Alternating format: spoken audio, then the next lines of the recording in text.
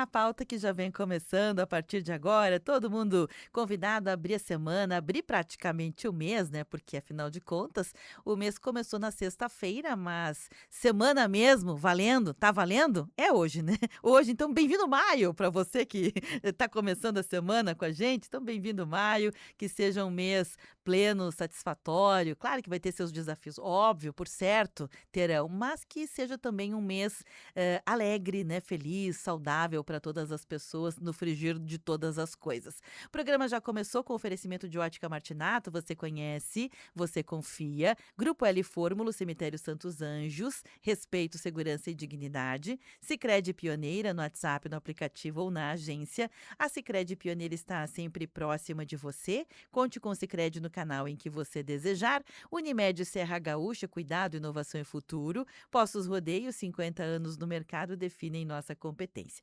Segunda-feira é dia, né, de receber aqui no estúdio aquele papo que tem sinergia com as culturas, né, com a questão literária, com o pensamento crítico, com ideias de futuros possíveis, com o Ronaldo Velho Bueno, ele que é jornalista, uma das formações dele, também é mestre em letras e cultura e doutorando nessa área também. Ronaldo, seja bem-vindo, bom dia. Bom dia, Beverly. Bom dia aos ouvintes. Bem-vindo mês de maio. Um mês que Aham. começa com um feriado só pode ser coisa boa, né? Começa Já bem, né? começa Começa bem. bem. Aliás, começou também com frio, né? Aham. Esse final de semana, Beverly, eh, tive o primeiro pinhão aí do inverno, o primeiro Sério? pinhão e a primeira sopa de anholine. Agora, Primeira sopa. oficialmente, começou o frio, Eu né? já a temporada de sopas pra mim abriu antes do dia do feriado, né, porque teve um friozinho na terça, né, da Teve, semana segunda e terça passada. foi frio Na já. terça-feira eu fui assim, eu tinha que tomar sopa, Ronaldo. Pra mim tinha que ter uma sopa. E aí eu tentei buscar, fui à busca do anholine perfeito, né, não encontrei no mercado o anholine que eu queria, tinha só congelado, eu não gosto de fazer anholine congelado, tenho preconceito com anholine Aham, congelado. Só em último caso, gosto do anholine do fresquinho, fresquinho. e acabou que não tinha onde eu queria comprar, eu acabei fazendo uma sopa de fideline, mas olha, pensa numa sopinha boa. Olha só, é bom, o É fideline é bom, bom, é né, bem fininho. bom. Eu gosto de fideline na sopa de feijão, né. A minestra, né, a Isso, fica minestra. muito boa. Esses dias eu disse pra alguém: "Ah, você gosta de minestra?". "O que que é minestra?". "Isso é a sopa de feijão com massinha". Pronto, né. "Ai, minestra". E é bom, É né. bom, É é muito bom. bom. Eu tô com um pinhão que eu ganhei do Cuiava no sábado. Obrigada a ele por ter lembrado de mim.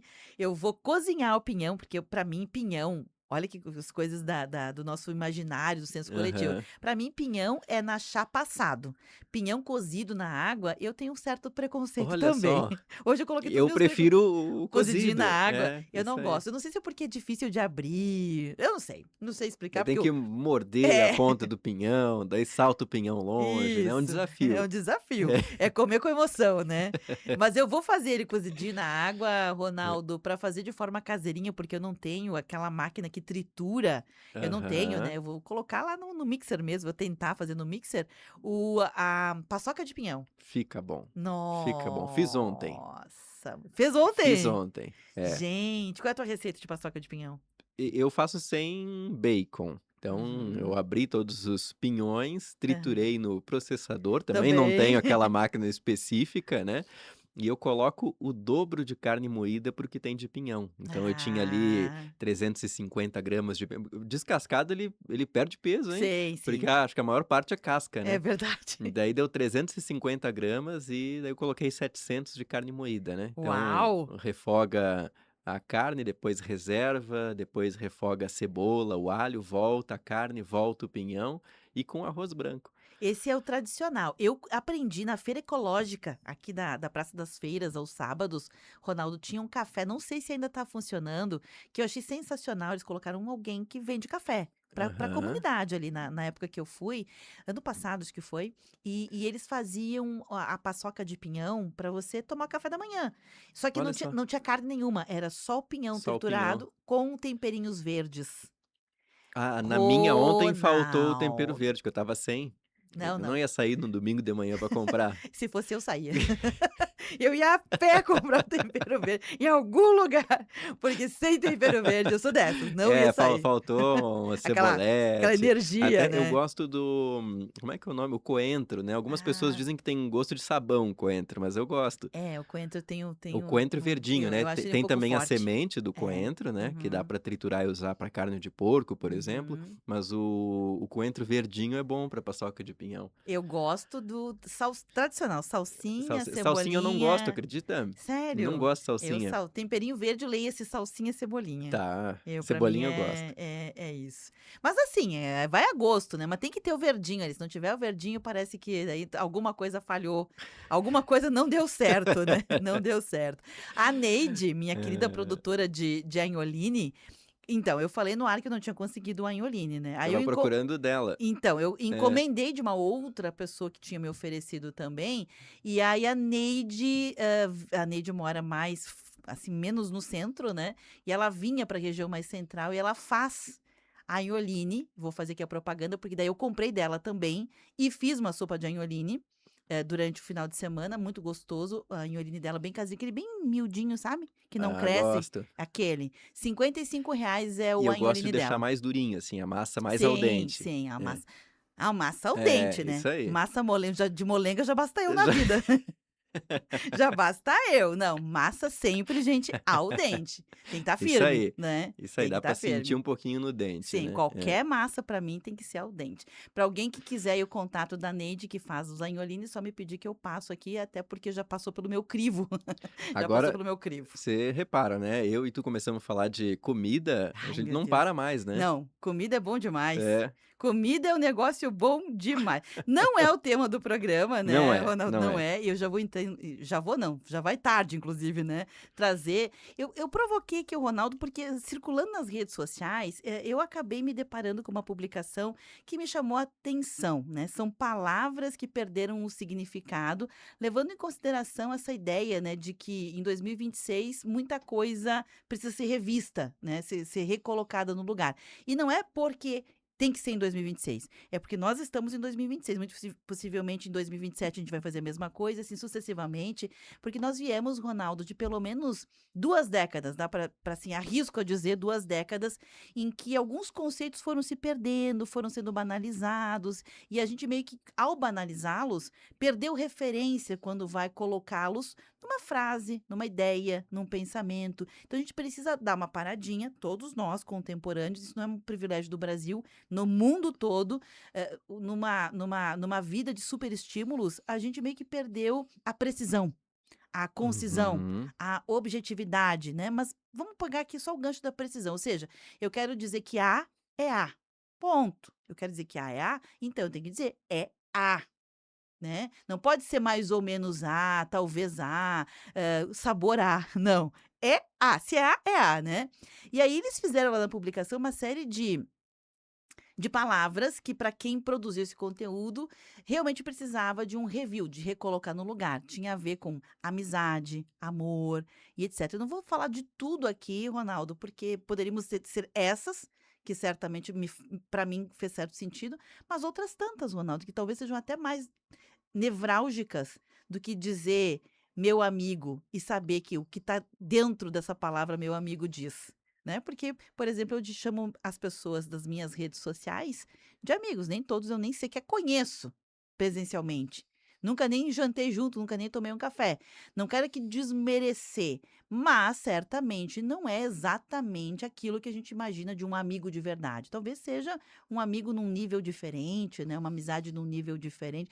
Precisaríamos, quem sabe, criar categorias de amigos? Não sei, eu tô aqui jogando o pepino na mão, no colo do Ronaldo. Vamos lá então. Essa publicação que você me encaminhou, ela é muito interessante porque ela demonstra, primeiro, como a nossa língua ela é dinâmica, como ela é viva, como os significados das palavras vão se transformando ao longo do tempo. Ao mesmo tempo em que ela nos provoca uma reflexão, né? Até que ponto nós estamos banalizando algumas palavras. E para o ouvinte ter uma ideia, nessa publicação,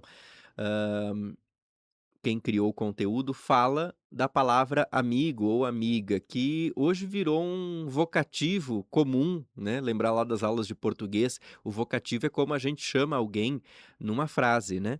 Então, hoje na linguagem de redes sociais é muito comum a gente escrever no WhatsApp, no Instagram: "Amigo, vírgula", daí você escreve a mensagem. Às vezes você nem conhece a pessoa, né, Uhum. às vezes você nunca viu essa pessoa fisicamente, presencialmente, mas a gente fala lá: "Amigo, tal coisa", Uhum. né.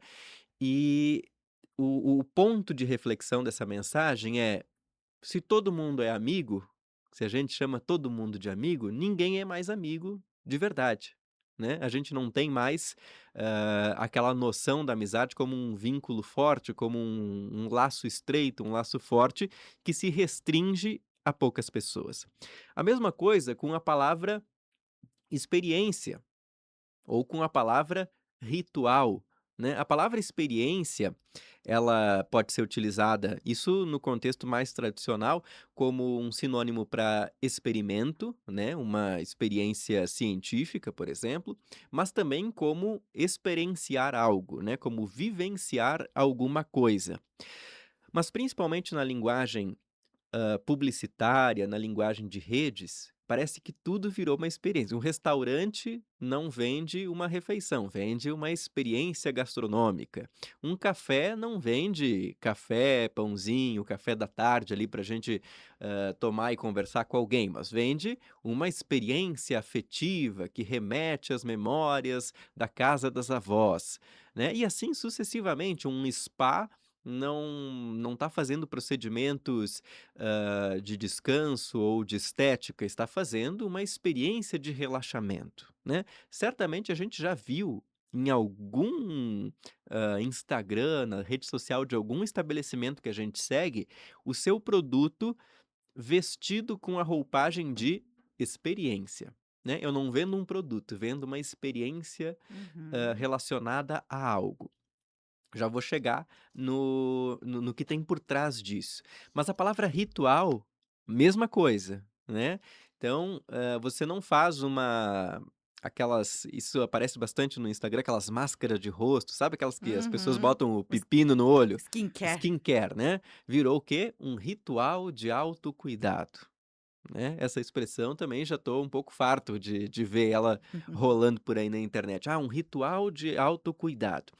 De modo que os rituais que de fato são rituais, eles acabam perdendo ou tendo seu significado esvaziado. O que que é o ritual não é só algo sagrado, né. Existem os rituais sagrados, por exemplo, um batismo, um casamento, uma primeira comunhão, são rituais, mas também existem os ritos de passagem, os rituais cívicos, por exemplo, uma formatura, né, um estudante que terminou o ensino médio, que terminou a faculdade, passa por um ritual, por um rito de passagem, que tem todos os seus, Passos. os passos, o Uhum. simbolismo, né, quando o Uhum. estudante vai lá e recebe o barrete, ele recebe o canudo, enfim, todos esses passos têm um significado de uma pessoa que cumpriu uma etapa no ambiente de ensino e está sendo graduada por isso, né, recebe aquela distinção. Isso é um ritual cívico, um ritual de ensino, um ritual acadêmico. Agora, uma skincare é um ritual de autocuidado, né, ou, hã, fazer a as unhas da mão e dos pés, né, manicure, pedicure, é um ritual, Não é, né? não é. Porque é o que tem se utilizado Uhum. na linguagem de redes. É que aí que tá, né, Ronaldo, se tu me permite só um Claro, claro, parentezinho aqui, perfeito. a gente importou, eu digo a gente, as pessoas de uma forma geral, a sociedade de consumo, ela aceitou a importação de termos que vieram do marketing. Eles eram Uhum, utilizados no marketing para uma campanha, uma campanha. Uma campanha. Campanha em marketing tem início, meio e fim. Terminou? Terminou. A questão é que não terminou nunca mais. E aí a gente comprou enquanto sociedade terminologias, uma ideia marqueteira sobre temas e palavras com conceitos muito importantes que ocupam um lugar no nosso vocabulário, no nosso repertório e por isso ocupam um lugar no nosso jeito de pensar, agir na vida. Olha que importante. Não é só um lugar de, é uma linguagem. A linguagem ela expressa um comportamento, todo um comportamento. Não é uma única vez. E a gente acabou normalizando isso como se fosse para sempre. Ritual é um conjunto de gestos, palavras e ações que são prescritos por tradições ou por religiões, ou seja, ela não acontece porque eu faço isso numa fase da minha vida, né. Eu faço o Uhum. meu ritual, meu entre aspas, né, de beleza, de skincare, ele não foi consagrado por uma organização. É só o teu jeito de fazer, o teu jeitinho de fazer, né, Uhum. a tua higiene pessoal. Resumindo a ópera, passa o que é o quê? É a tua disciplina com a tua higiene pessoal. É isso, né. Exatamente. E se a gente for ver essas expressões, né, a gente utilizou como exemplo, que são as expressões que este texto que está circulando nas redes acaba trazendo, que é ritual, experiência e Lindo, amiga. amigo, Aham. lindo, né, são palavras que estão sendo banalizadas pela repetição, né, de tanto que Uhum. elas são utilizadas fora de contexto. E pela má aplicação. Sim, não no seu contexto mais Original. original, mais Uhum. tradicional. Não há um problema, e eu acho interessante a gente pontuar, em mudança de significado de expressões ao longo do tempo, porque a língua ela é viva, ela é dinâmica, né? Nós não falamos da mesma forma que os nossos antepassados. A gente tem documentos que mostram isso, que são os textos literários, que são os textos de jornais. Se a gente pega nos livros de história, aquela carta do Pero Vaz de Caminha, quando os portugueses desembarcaram no Brasil. Você já tentou ler aquele texto? É algo dificílimo, né? E é língua portuguesa. Só que a gente está falando de um português arcaico, de um português de 520 anos atrás. Então, não é mais a forma como nós falamos e escrevemos. Naquela época, sim, também era língua portuguesa e escreviam e falavam mais próximo àquela forma. Se a gente pega um texto do século retrasado, por exemplo, um livro do José de Alencar, um livro do Machado de Assis, a gente vai ver que ali não é exatamente a forma como nós Uhum. falamos hoje, mas é o Uhum. mais próximo do que se falava naquela época. Se a gente pegar um jornal daquela época também, a Uhum. gente vai ter um registro da língua naquele tempo. Uhum. Se a gente pegar do século passado, idem. Se a gente pegar de hoje, o jornal de hoje, se a gente pegar um livro publicado esse ano, a gente vai ter o registro da língua portuguesa em 2026. Daqui a 100 anos, quando os nossos netos, bisnetos, tataranetos pegarem os nossos textos, sejam eles de jornais, de livros ou das redes, né? Porque as redes agora são um novo registro do tempo. Certamente eles vão achar estranho o uso das palavras, a forma como a gente falava, e inclusive vai mudando na língua até a fonética. Isso é muito perceptível quando a gente começa a ter o registro do rádio e do cinema falado, né. Se a gente pega um áudio de rádio lá dos anos 40, né, tinha aquele R que era mais forçado, uma voz mais impostada. No cinema, a mesma coisa. Pega aqueles filmes, dos anos 40, anos 50, a gente vai ver um outro registro da língua falada. O que que eu quero dizer com isso?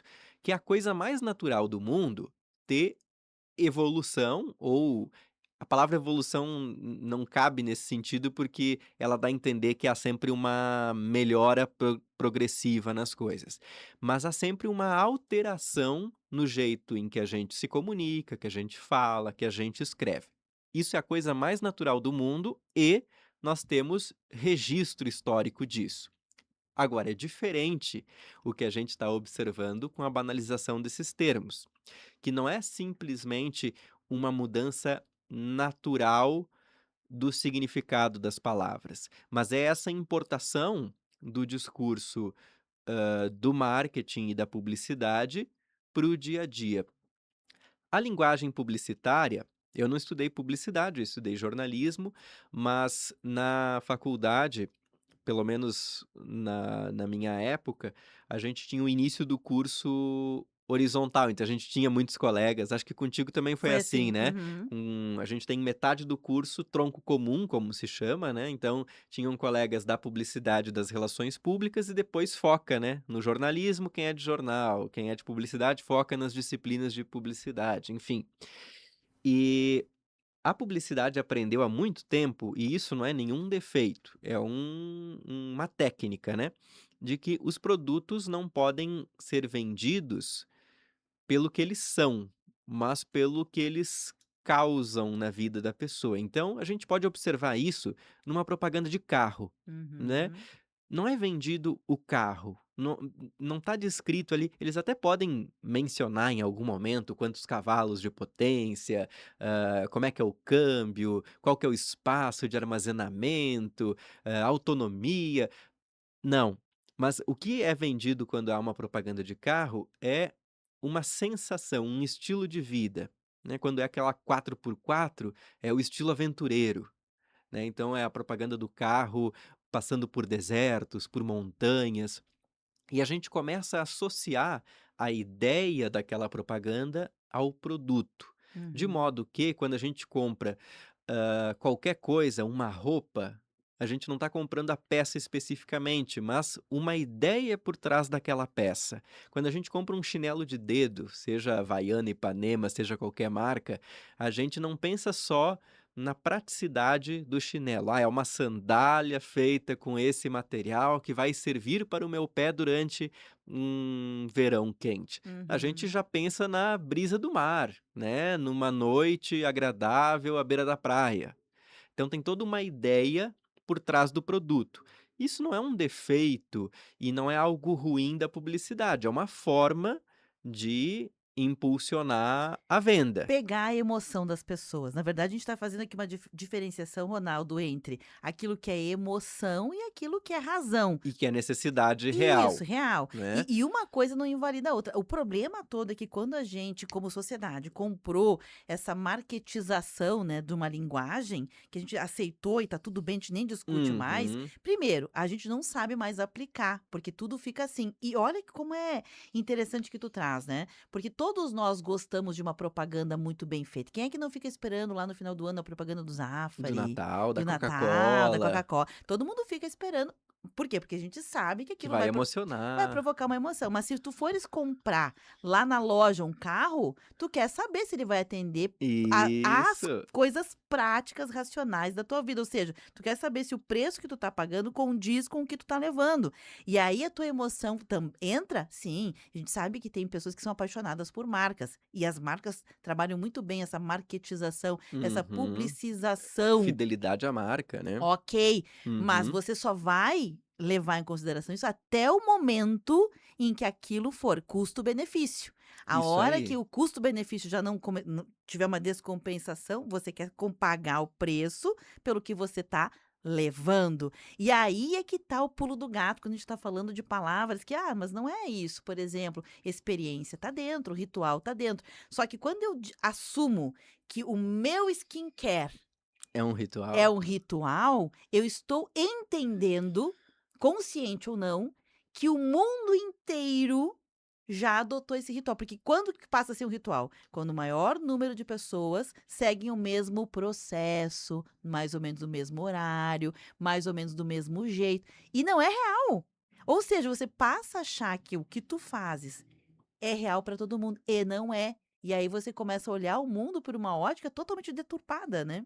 É, e o que eu quero trazer aqui é que esse papo não é só uma questão, conservadora de que, as palavras não podem mudar de significado. Não, as Óbvio, palavras óbvio. podem mudar de significado, elas vão mudar de significado, a gente gostando ou não. Isso acontece, né, se a Faz gente parte. pega isso faz parte. É um exemplo que eu seguidamente falo aqui, é o verbo rolar, né. Se a gente pega 20 anos atrás, rolar era só o que a bola fazia, né, a bola tá rolando, né. Hoje rolar é sinônimo de acontecer. Então, tá rolando uma reunião para tratar sobre, claro que ainda é um registro mais informal da fala, né, a Uhum. gente não vai Aplicar num texto num técnico. vestibular, né, a gente não Uhum. vai lá na redação do Enem e dizer que algo está rolando, ou dificilmente a gente vai ver num texto de notícia. Se a gente abrir a Folha de São Paulo, não vai ter escrito rolando. Porém, em telejornal já comecei a observar.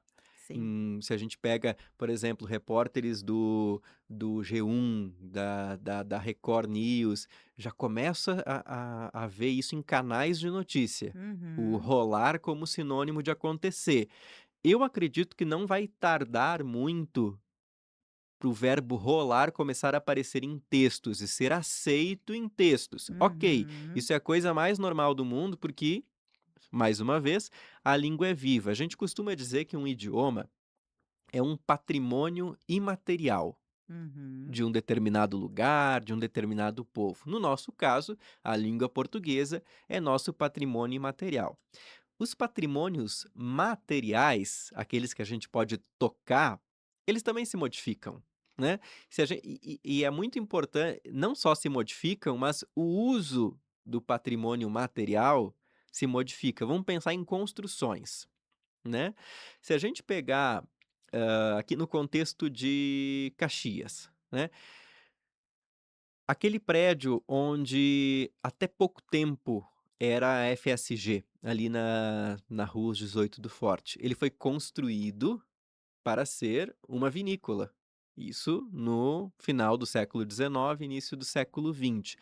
Depois o prédio foi adaptado para receber uma universidade, uma instituição de ensino.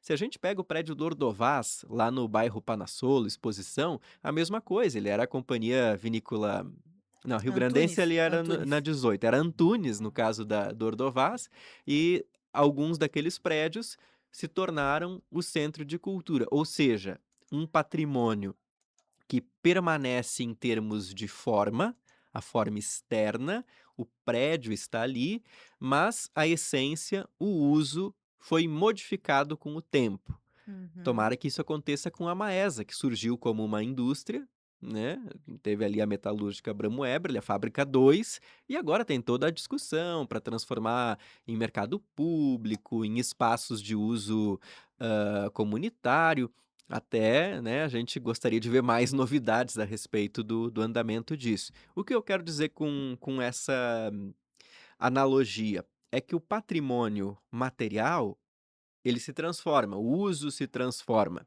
O patrimônio imaterial acontece o mesmo, como essas palavras que a gente passou a usar para significar determinada coisa e que até pouco tempo atrás não significava. Então, isso a gente tem que ter bem claro em nossa mente, que a língua se transforma, porque algumas pessoas acabam tendo uma reação que eu acho até exagerada, assim, de: "Nossa, não pode mudar a língua, tem que ficar igualzinho". Se a língua sempre ficasse igualzinha ao que era na geração anterior, a gente ainda ia estar falando igual o Pero Vaz de Caminha naquela Uhum. carta lá para o rei de Portugal. A língua muda. Agora, nesse exemplo que você traz dessa discussão da adesão desenfreada ao discurso do marketing, da publicidade para a vida, eu vou fazer um questionamento. Se o skincare é um ritual, se tudo é um ritual, como que a gente vai nomear um batismo? Como que a gente vai Sim. nomear uma formatura? E como a gente vai nomear uma rotina?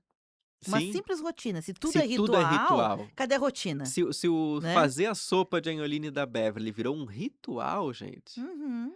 né, como que a gente vai chamar quando A receita de a família, a tua é, tradição de família. isso aí. É isso que a gente tá querendo Ou dizer. experiência, né, se É. tudo é uma experiência, como que a gente vai chamar de fato? Ou Uhum. se a gente chama todo mundo nas redes de amigo e Uhum. amiga, Uhum. como que a gente vai denominar aquelas pessoas que realmente estão do nosso lado, que são poucas, Sim. né, que são as pessoas muito próximas?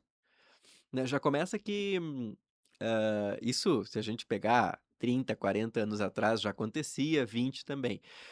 Hã, começou-se em um tempo chamar colega de aula de amigo, colega de Uhum. trabalho de amigo, Uhum. que são pessoas próximas que a gente convive no dia a dia, Mas amigo é um outro nível de É uma outra proximidade, dimensão, né. afetiva e tudo Ronaldo, mais. eu vou te pedir licença, são 11h34. A gente deixou bem claro aqui que a discussão do programa de hoje sobre linguagem, a banalização da linguagem, a publicização dos conceitos colocados na vida mais séria, na vida que é divisor de águas para cada pessoa, a gente não quer aqui dizer que a língua não pode mudar ou que você não pode aplicar. A grande questão é, você sabe aplicar adequadamente os conceitos das palavras para você realmente usar aquilo que você quer usar no lugar certo para conferir a emoção, raciocínio, pensamento que esteja adequado com a palavra, porque o problema todo aqui é esse. A gente está perdendo a capacidade de realmente saber se aquilo que a gente está dizendo de verdade e se o outro também está compreendendo de verdade, entendeu? Essa é a grande diferença. 11h35, um rápido intervalo, a gente vai voltar de novo com a palavra amigo. Tem aqui uma chave importante que todos nós precisamos nos ater, a gente volta já. Rede Tua Rádio, a rádio do teu tempo. Quem é cliente Unimed conta com mais praticidade e segurança digital. Registre sua biometria facial pelo aplicativo do cliente Unimed Serra Gaúcha. É muito rápido e fácil. Abra o aplicativo, acesse a biometria facial na aba Serviços, clique em Registrar Biometria e finalize o cadastro. É a sua identidade protegida, fácil identificação e ajuda a evitar fraudes. Unimed Serra Gaúcha. 11h36. Eu senti culpa. Eu senti medo. Eu senti vergonha. Eu senti raiva. Eu fui uma vítima. E você? Já se sentiu assim? Seja qual for o sentimento envolvido, pessoas expostas a situações de ódio, intolerância, exploração, catástrofes, fraudes e outros crimes são vítimas. E o que todas têm em comum são direitos. Informe-se e conte com o Ministério Público. Acesse direitosdavitima.mp.br. Uma campanha do Movimento Nacional em Defesa das Vítimas. 16 graus. Associados da Apopex agora têm descontos exclusivos para consultas de pronto atendimento 24 horas nos hospitais Vive Ramos e Saúde. Para usufruir deste benefício, é preciso fazer o cartão Bem Viver Saúde direto na nossa sede. A Associação dos Aposentados e Pensionistas de Caxias do Sul fica na Avenida Júlio de Castilhos, 1401, no segundo andar do edifício Brasex. Ainda não é associado? Traga sua documentação e faça parte da Apopex. O Rio Grande tá diferente, pra mim, pra você, pra toda a gente.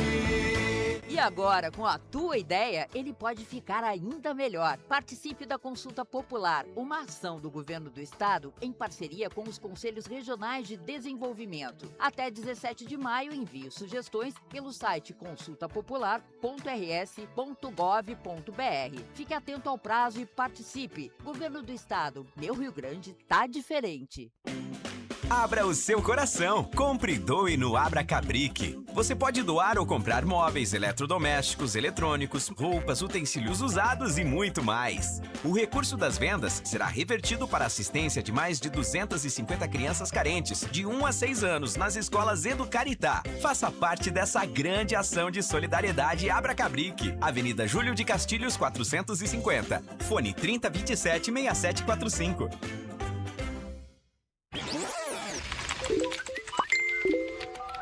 Bombando nas redes. A hashtag usada no mundo inteiro. A foto polêmica com milhares de curtidas. Uma nova forma de conhecer pessoas. A vida é cada vez mais digital. E você descobre tudo isso no Bombando nas Redes.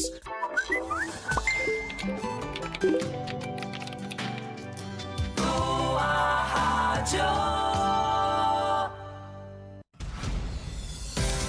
Rede Tua Rádio.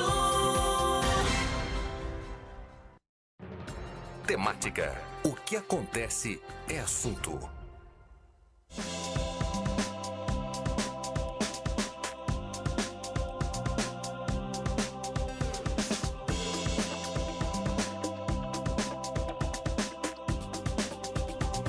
11h39, retomando o programa de hoje, é o Temática, e dentro do Temática eu tá na pauta, eu, Beverly Rocha, Ronaldo Velho Bueno, e você aí de casa participando com a gente, tem o WhatsApp 999530616 para você participar, o telefone 32209400, o programa além do rádio está sendo transmitido também em live, com imagens aqui do estúdio lá no Facebook, facebook.com/Rede Tua Rádio, de forma simultânea, o programa está sendo gravado, depois que ele termina, a gente coloca ele no youtube.com/Rede Tua Rádio, lá ele fica armazenado também.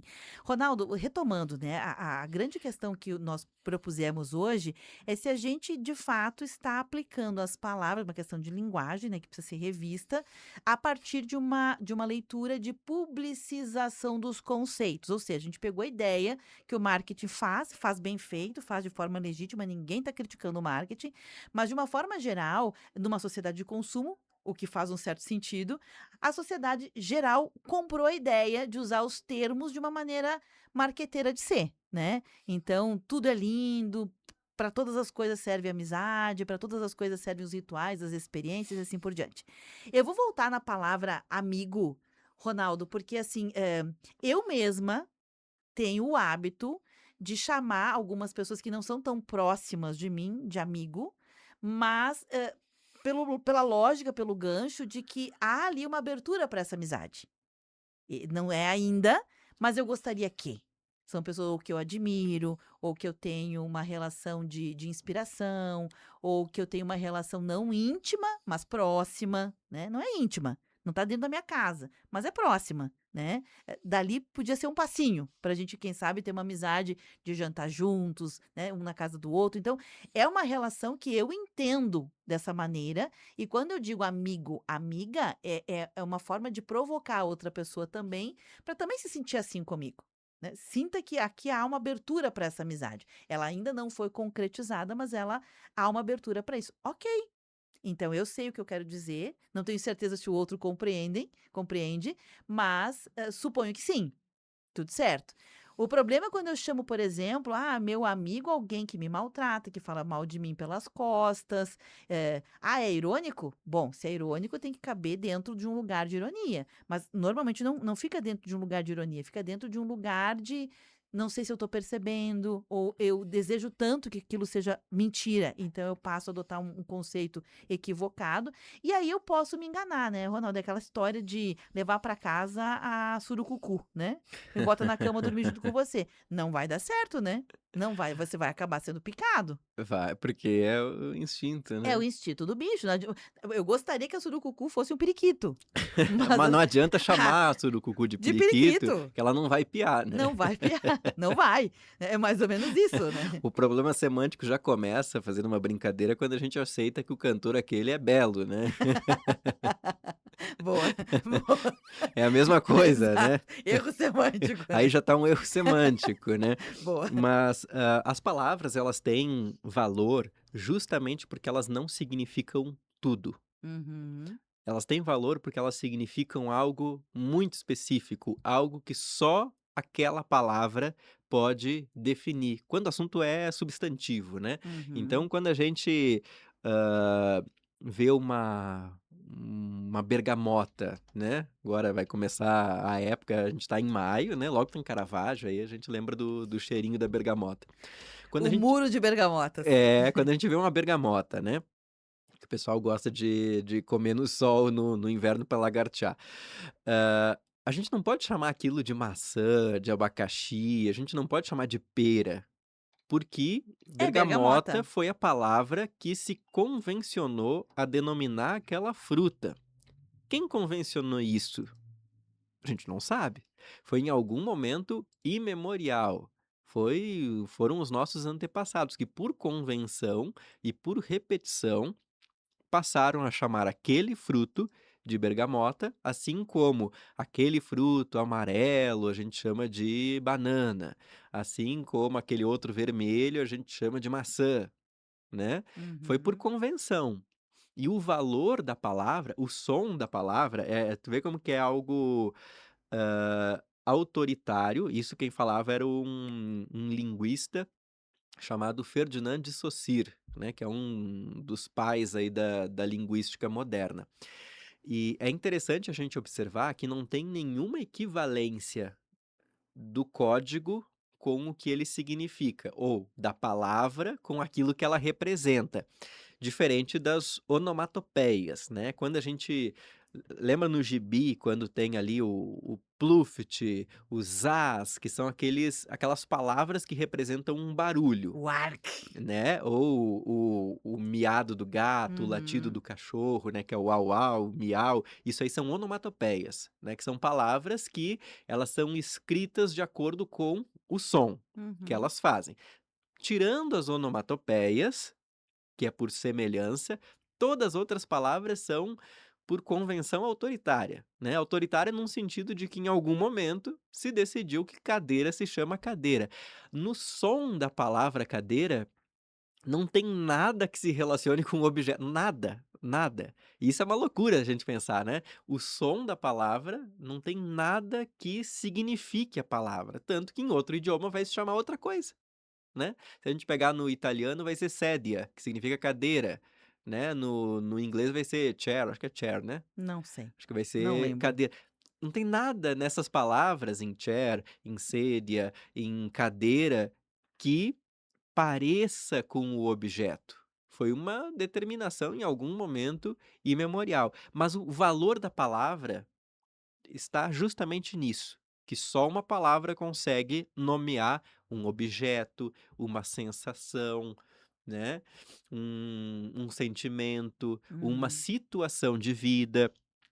E o que a gente está vendo com esses termos nas redes é o que a gente pode dizer, fazer uma metáfora, uma analogia com uma inflação semântica, uma inflação de sentido, né.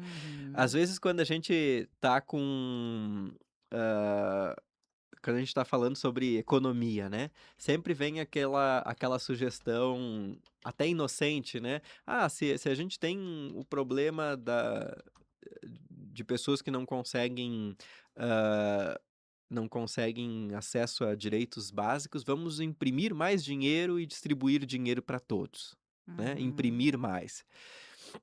Se a gente imprime dinheiro e todo mundo passa a ter acesso ao papel moeda, ele infelizmente desvaloriza pela inflação, né. Então não vai ter, e o Brasil passou por ciclos de inflação enorme nos anos 80, justamente com essa lógica, né, bota mais um zero, imprime mais, Uhum. e não resolve o problema, porque o problema é estrutural, né. Se a gente faz essa analogia da economia com o significado das palavras, o que a gente está vendo é justamente uma inflação do sentido Uhum.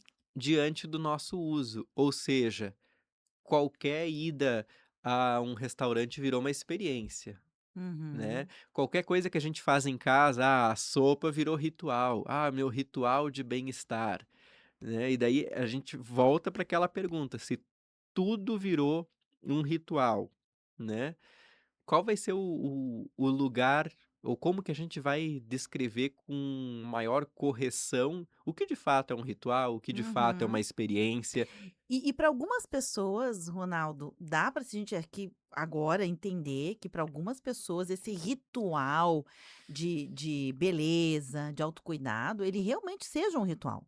Por quê? Porque talvez ela tenha há muitos anos esse mesmo comportamento, entendeu uma valorização, criou todo Mas pode ser uma prática, que ritual ele depende de uma chancela institucional, né? É, mas digamos que para aquela pessoa que, sei lá, faz um grupo de pessoas que fazem isso, até pode estar mais próximo, né, Uhum. de uma ideia de ritual, mas ela é muito mal aplicada. Eu quero dizer isso, ela é muito, muito mal aplicada, porque, mesmo que eu faça de forma recorrente durante muito tempo, ainda é uma prática muito pessoal. A chancela é essa, né, um grupo, uma instituição precisa dizer: "Isso aqui, de fato, a partir de então", quem sabe no futuro, quem sabe as pessoas cheguem num lugar, né, que algumas práticas possam virar um ritual. A gente não está aqui negando que não possa ser ou que a aplicação muito pontual, pessoal, possa ser aplicada. A questão toda é essa, as pessoas elas perderam um pouco o referencial do que é de fato um ritual, né? Perderam a noção do que de fato é um ritual. E aí tudo pode ser um ritual. Se eu tenho uma prática quase que, entre aspas, espiritual, né? Tem gente que, para aquele momento do dia, o seu banho é como se fosse uma atividade, é uma oração. A pessoa, só que Uhum. oração é oração, não é um banho. Isso que eu quero dizer. As pessoas estão misturando as coisas. A metáfora vale, mas ainda assim é só uma metáfora, ela não é uma oração. Uma oração é uma outra coisa, né? Então a gente precisa começar a entender essas diferenças bem pontuais. Eu tenho alguns ouvintes participando aqui, Claro, posso trazê-los, com Ronaldo? certeza. Vamos lá. A Salete já me pediu aqui o telefone da Neide, a nossa fazedora de anholines. Já passei, tá bom, Saletinha? Já tô passando aqui. E ela diz: Oi, gente, eu nem conheço pessoalmente, diz a Salete, mas os consideram amigos extraordinários. Pegando aquela questão do uso da aplicação da palavra amigo. Aqui faz sentido, né? Porque existe. Nós não somos amigos ainda. Mas quando eu chamo alguém de amigo, amiga, como uma indicação interessante de como eu quero me relacionar, de como eu quero me aproximar, eu troco, né, uma interjeição por uma Uhum, palavra. uhum. Por quê? Porque ela desperta no outro aquilo que a gente quer, um desejo. Então, ok, então é o que a Salete está dizendo aqui, faz um certo sentido. A Janete também me pediu aqui o telefone da Neide, já passei. A Paty Tomazini, ela diz o seguinte: isso me faz lembrar do livro Marcelo Marmelo Martelo. Queria trocar os nomes de tudo conforme sua vontade. Muito boa referência, muito boa mesmo, Paty. Ela leu na É. adolescência, então faz um tempinho, mas ela não se esqueceu. O Natanael, ele escreveu o seguinte: estou acompanhando o programa e o tema sobre amigo, amizade. Uma perspectiva profunda, humanista e, de certa forma, existencialista. Propõe que a amizade não seja um substantivo, algo que se possui, mas um verbo, algo que se pratica continuamente. Amigar, né, o verbo amigar, será que Uhum. existe? Acho que não, né. Se encaramos a amizade como essa abertura ontológica ao outro, a distinção entre conhecido e amigo realmente deixa de fazer sentido, pois o que importa é a disposição para o encontro. A amizade como ética. Se toda comunicação exige abertura, então chamar um desconhecido de amigo não é uma informalidade, mas um compromisso ético. Você está sinalizando que aquela pessoa é digna de confiança, de afeto, desde o primeiro contato. Construção permanente, ao contrário da visão clássica, que vê a amizade como um destino. Chegamos ao ponto de sermos amigos. Você a vê como o próprio caminho. Se a amizade nunca é definitiva, ela precisa ser renovada a cada frase, a cada comentário em rede social e a cada interação profissional. Ele pontuou aqui todas as visões, né, possíveis sobre o tema da amizade, e vou voltar aqui. A amizade como conceito, como nós a conhecemos hoje, que é aceita de maneira geral, independente das correntes, né, que podem ser essas que ele está falando aqui, ela não é uma condição temporária. Aquela ideia que a gente diz quando a gente é criancinha, fim de amigo, lembra? Fim de amigo? Acabou a amizade. Acabou a amizade. Ela não é Não real. quero mais. Ela não é real, porque a partir do momento que a gente aceita a ideia de amizade, a gente aceita a pessoa como ela é, inclusive com os defeitos dela. E esse comentário do Natanael é muito bom, mas ele faz uma discussão filosófica do termo, até com Uhum, correntes diferentes, uhum. e ele trouxe uma questão ética e ontológica também do termo. Eu acho isso fantástico, é uma discussão muito boa. Porém, o que a gente está comentando é do campo da linguagem e é do uso da palavra amigo com o esvaziamento, né? 99% das pessoas que utilizam o termo amigo de uma forma banalizada não fizeram essa reflexão que o Natanael trouxe. Então, se é um uso a partir dessa reflexão do Natanael, perfeito, muito bom. Mas não é o caso que a gente observa nas redes. Mas gostei muito também do comentário da Salete, da Paty Tomazini. E eu lembrei também daquele livro, eu livro não, daquela. ah, não é lenda, é um conto de fada, um conto popular do Menino e o Lobo, né, Hum, que ele vai na praça e, uhum. eu realmente não lembro agora o nome do personagem, mas que ele sempre fica falando que há um lobo, né, e pede socorro. E cada vez que as pessoas vão na janela, não tem lobo nenhum. Foi uma peça pregada por esse menino. Até que realmente. E ele faz isso todo dia, né? Socorro, um lobo. E nunca há o lobo. Quando de fato aparece um lobo, ninguém mais acredita na palavra, na versão do menino, ninguém vai lá socorrer, e ele acaba sendo devorado pelo lobo, né. Isso é uma forma claro, essas histórias elas têm aquele cunho moralista, assim como vários contos de fada, né, ela passa uma lição, né, uma fábula, mas ela também demonstra a importância da correção dos termos com a realidade objetiva. E se a gente está falando de um sequestro, vou colocar aqui entre aspas, de um sequestro da linguagem pela lógica da publicidade nas redes, qual seria o antídoto para isso? O antídoto é a gente ter acesso a outros campos metafóricos, né, e a literatura é um excelente, exercício linguístico, talvez um dos mais ricos que a gente possa ter, é desfrutar de textos literários de diversas correntes, de diversos campos estéticos, né, quem gosta mais também de formato poesia, leia poesia, quem gosta mais do formato conto, leia conto, quem gosta de romance, leia romance, mas, quando a gente vai desbravando autores diferentes, textos diferentes, a gente vai começando a ter mais repertório de palavras, de uso dos termos, e com outras utilizações, com outro campo de referência, não apenas aquele da publicidade, do marketing que, o pepino no olho é um ritual, o cafezinho no fim da tarde é uma experiência. O nosso idioma ele é tão rico, né, e ele Uhum. traz tantas possibilidades de uso, simbólico, metafórico, figuras de Uhum. linguagem, e é tão pobre a gente ficar repetindo as mesmas expressões, né. Eu acho muito interessante que a gente comprou a ideia de experiência por vivência, né.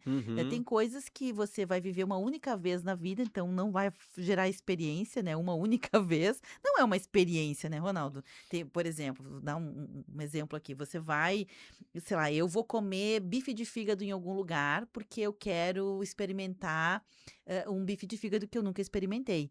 Ok, eu experimentei um bife de fígado, mas isso não fez para mim uma experiência completa, porque foi uma única vez, muito possivelmente, porque, realmente eu não gosto de bife de fígado e etcétera. Também não gosto. O que eu quero dizer com isso é que a gente coloca as palavras num lugar que dá uma importância maior do que elas têm, de forma equivocada, e deixa de dar importância naquilo que de fato talvez tenha importância. Vou retomar agora a ideia de um amigo, né? Eu posso querer ter amigos, eu posso me abrir para ter amigos, eu posso ser um bom amigo, mas eu talvez vá ter na minha vida 5, 6 amigos. Isso já foi amplamente estudado, né? Que a gente tem capacidade para ter amigos próximos, vinculados, na ordem ali de uma mão ou de 2, né, de 2 mãos, não passa de 10 pessoas ao longo de uma vida. Por quê? Porque você precisa regar, fazer vínculo, vai e vem. Então, para você ter amigos de verdade, amigos esses que a gente tem como conceito, você precisa dar e receber, né, é uma via de 2 mãos. Então você não vai conseguir fazer isso com uma rede social que tem 150.000 amigos, não vai. Então, vão ser pessoas que você tem desejo de estar próximo, né, mas e nem conhecidos são, que foi o que o Natanael colocou, nem conhecidos são. Às vezes a gente nem conhece efetivamente essas pessoas, a gente conhece uma imagem que ela nos vende. Para a gente poder dar a conhecer alguém ou dar-se a conhecer, você precisa se relacionar pessoalmente, não é só por redes sociais, não tem como, né, Ronaldo? Não tem como. Então, publicizar a vida, o risco que a gente corre é de quando a gente, por exemplo, vai comprar um produto de beleza, esses do skincare, que a gente sabe que tem muitas marcas que dizem: "Eu não vendo, um creme para o rosto, eu vendo juventude.